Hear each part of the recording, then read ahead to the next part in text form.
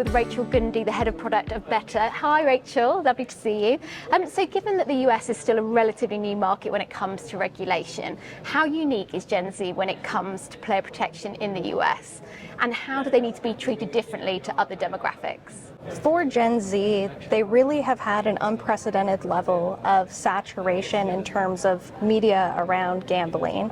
And more than any generation before, you think about kind of our generations that have had brick and mortar experience, Gen Z is automatically fielding straight into our online sports books.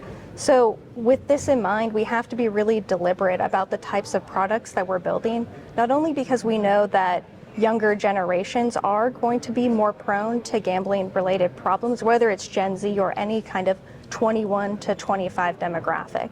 And it's critical that we're deliberate about the products we build, but the way in which we message those products as well.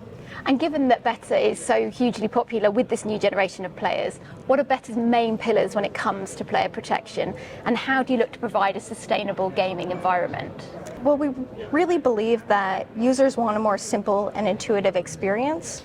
So with Betr, you don't actually have the traditional money lines or spreads. And we think that, this does appeal to younger generations, but also newer gamblers as well.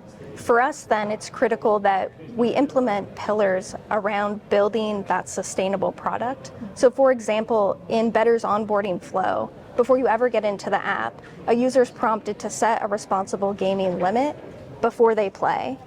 Additionally, users that are 21 to 25 have automatic limits set upon their account, so they have these monthly deposit limits. And then we also don't accept any payments with credit cards. So we believe that investing in these guardrails for young players will help lead to a sustainable base. And in your opinion, is player protection in the US keeping up with the speed of new states going live in the US? And should states and regulators be doing more, do you think, to provide a protected environment? With, again, any type of technological growth, we always have to push to improve regulations. And as operators take on that ownership ourselves, if regulations aren't keeping up, how do we show that kind of ethical stance and care for the players?